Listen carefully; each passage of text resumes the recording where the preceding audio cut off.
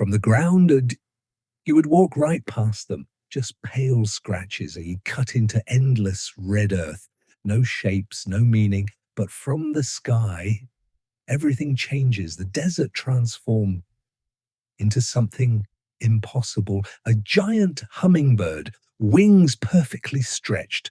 A monkey, its tail spiraling in a single unbroken line. A spider, drawn with eerie precision. All of it only visible from above.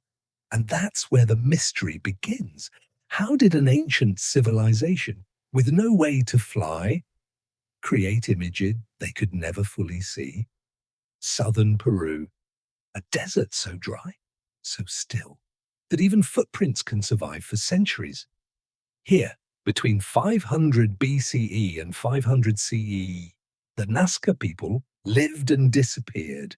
No written language, no metal tools, no machines, and yet they left behind something vast.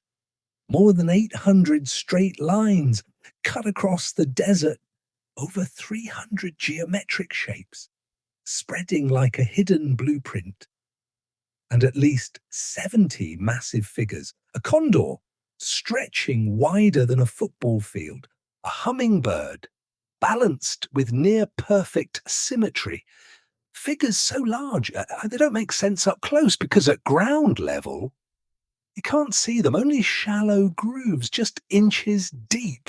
But climb higher, and suddenly the chaos becomes order, clean lines, sharp edges, perfect proportions, deliberate, controlled, impossible to ignore, which leads to a disturbing thought.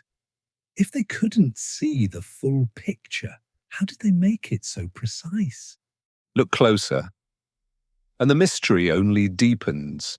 These aren't random markings. Many of the lines run dead straight for kilometers.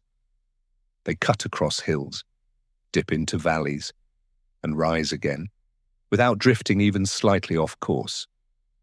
No curves, no corrections, just perfect direction over impossible distances. Some lines intersect, forming sharp, exact angles. Others open into massive shapes, wide trapezoids, flattened surfaces, so large they almost resemble runways.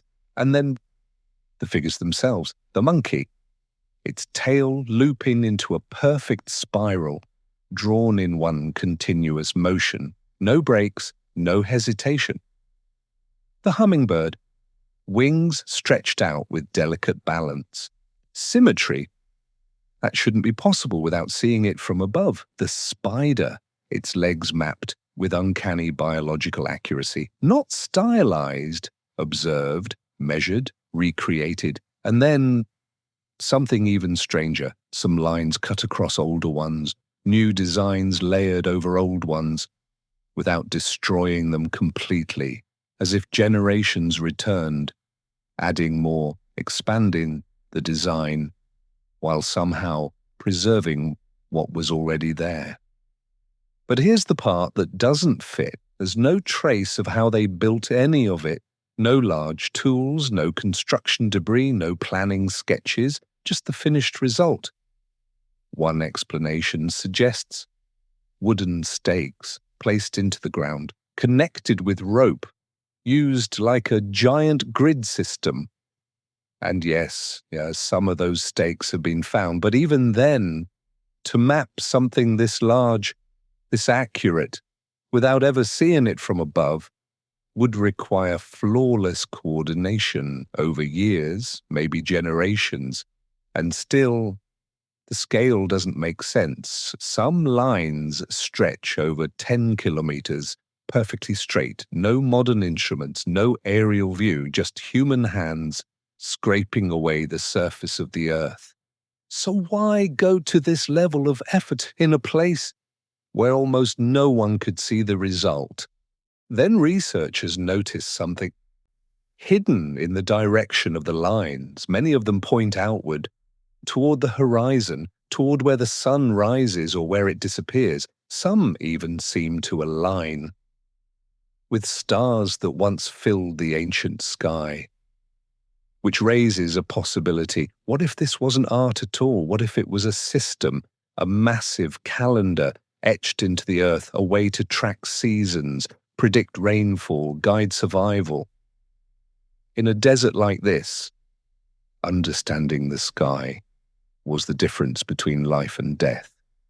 At first, the theory seems to fit, but then it starts to break apart because the alignments aren't consistent. Some lines match celestial events, but many lead nowhere. No pattern, no clear system. So another idea emerged that these weren't meant to be observed but experienced, that the lines were paths, sacred routes walked during rituals, ceremonies carried out step by step across the desert floor, leading to offerings, prayers carved into movement, messages directed upward towards something, watching from above. There is evidence for this. Fragments of pottery, remains of offerings, even signs of repeated human movement. But still, one question refuses to go away. Why make them so large? Why create shapes that only reveal themselves from the sky? And that's when the most controversial idea appears, the one that refuses to disappear. What if they were never meant for human eyes at all? Some believe the Nazca Lines were signals, not symbols, signals, markers placed deliberately across the desert, guides for something arriving from above. Flat surfaces resembling landing zones, long straight lines stretching like runways. Shapes designed to be recognized from the air in the 20th century, when airplanes finally revealed the full scale. This theory exploded into global attention.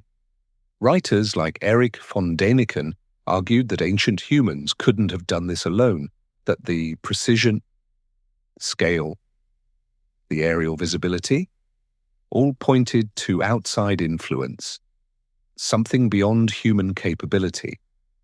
But science pushes back.